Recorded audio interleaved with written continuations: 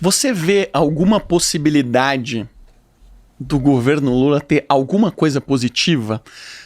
Falando assim em relação a resultados mesmo, porque uma coisa eu fiquei muito feliz que a gente fecha os 4 anos de mandato, finalmente positivo, passando por guerra, passando por Covid.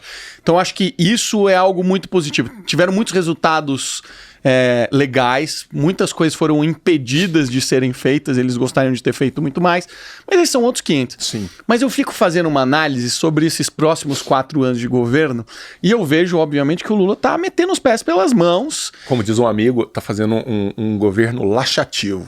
Tá metendo laxante, tá deixando o negócio... Cara, não é possível que tem, né? Que isso daí vai sair alguma coisa boa, nada, né? Não sai.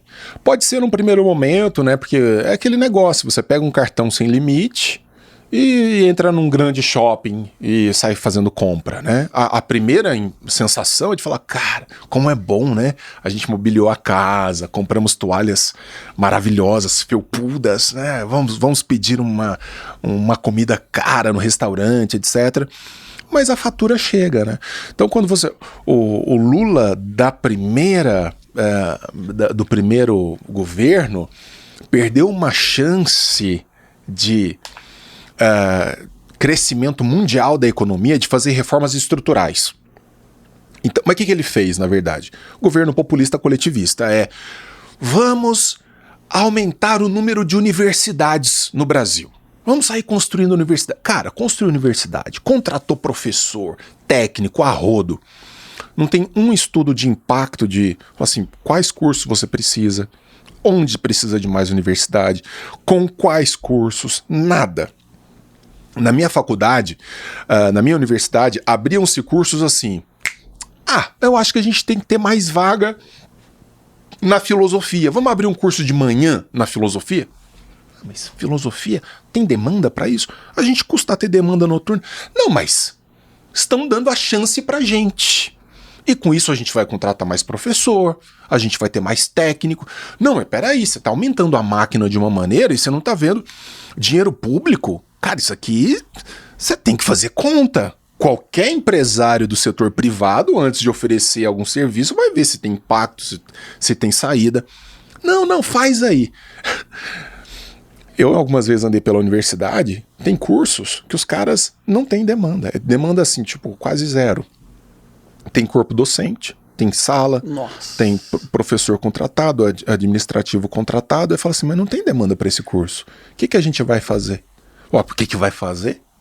Não é à toa que assim, eu não sei se é generalizado, mas eu lembro de ter visto um estudo de que o aluno da USP, ele chega a ser 3 vezes mais caro do que na iniciativa privada, né? O aluno de federal por mês custa em média 2 paus, 2,5 paus. Cada aluno. Cabeça, mês. Brutal. Aí fala, gratuito. Então assim, Lula perdeu a grande chance de fazer realmente reformas estruturais. O que ele fez foi gastar muito dinheiro com algo que daria o grande projeto de 20, 30, 50 anos de poder para o PT.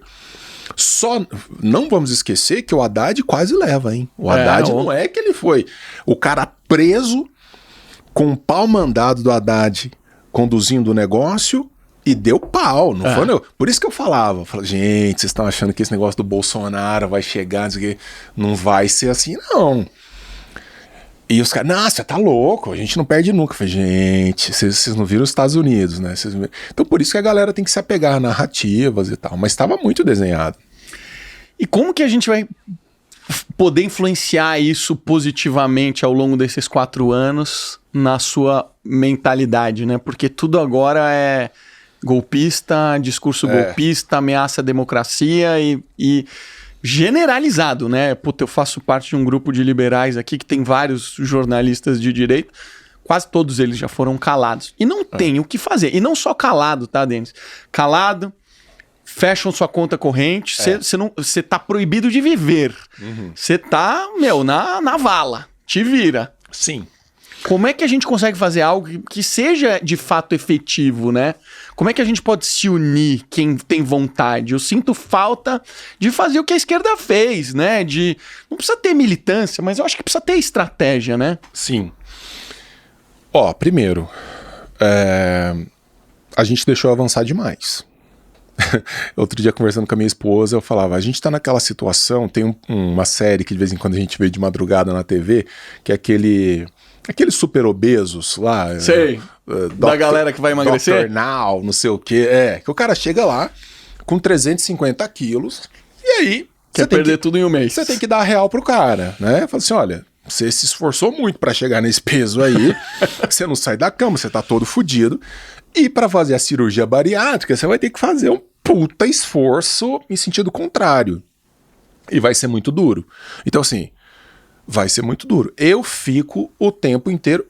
As minhas redes sociais, eu sou muito ativo, especialmente no Instagram. Eu não tenho esperança de manter minha conta, assim, falar, você vai ficar ali. Porque eu já andei falando coisas em podcast, etc., sobre o STF, tudo, que eu sei que é uma questão de pingar lá. E o cara fala assim, cancela a conta desse fulano aí. Essa é a nossa realidade. Nós construímos isso, a gente aceitou isso, nós não tivemos boa estratégia nos últimos poucos anos para lutar contra isso. E é muito difícil, porque os caras têm um canhão na mão. Outro dia eu estava acompanhando o Daniel Silveira, aquele deputado, que para mim falou muita besteira, mas que nunca poderia ter a sua palavra cassada. Total. Como foi? O cara foi preso, cara. Um deputado federal que tem prerrogativa de foro foi preso, ficou 8 meses preso. Pois é.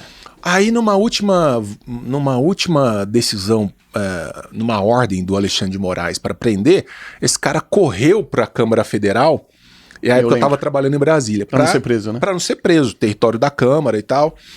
Aí o Alexandre de Moraes falou assim, beleza, fica aí. Multa diária, não lembro se era 100 mil reais. Multa diária de 100 mil reais. Os caras têm... Ele vence. Não tem como lutar, né? Não tem. Então, o poder é infinito de um lado, né? E a gente, uma pulguinha. Só que, se a gente tiver inteligência, usando esses espaços aqui, quando a gente montar os nossos grupos de WhatsApp, buscar ser inteligente, buscar ser razoável, fazer protestos pacíficos. Cara, a gente impeachmentou uma presidente indo pra rua sem que um cachorro fosse chutado na rua. Verdade.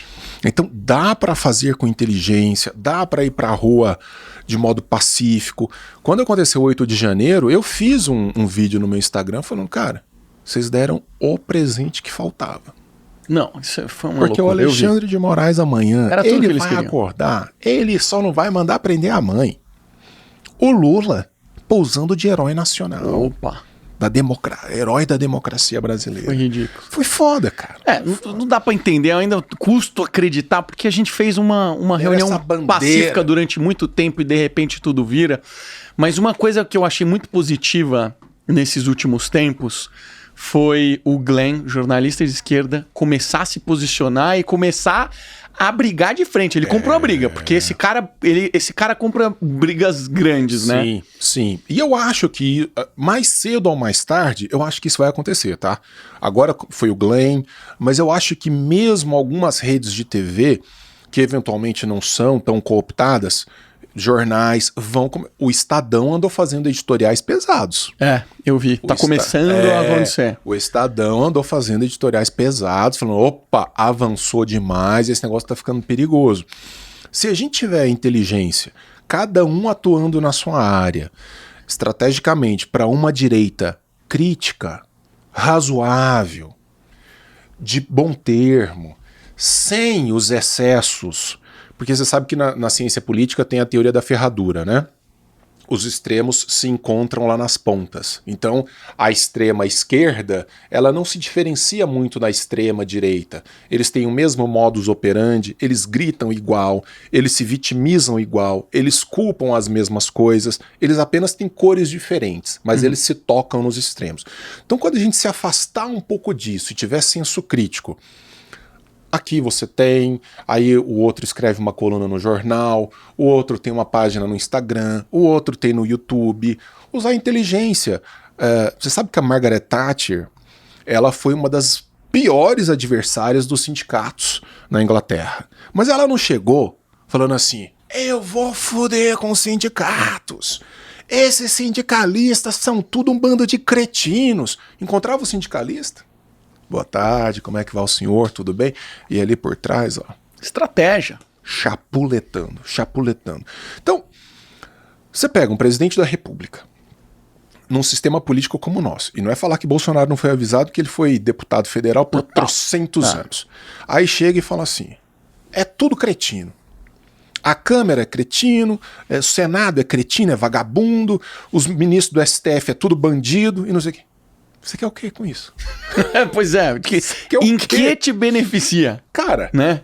Esses caras vão te travar até a sua alma. Então, romper com o sistema vai ter que usar o artifício de Odisseu, que é o cavalo de Troia. Cavalo de Troia. Você entra, né? Tem uma outra passagem da Ilíada que é muito pouco comentada, de Homero, que é...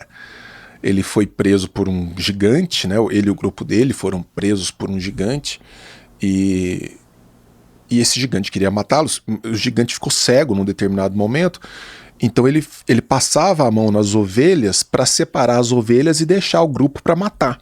Então aquele que ele reconhecia como homem, ele matava.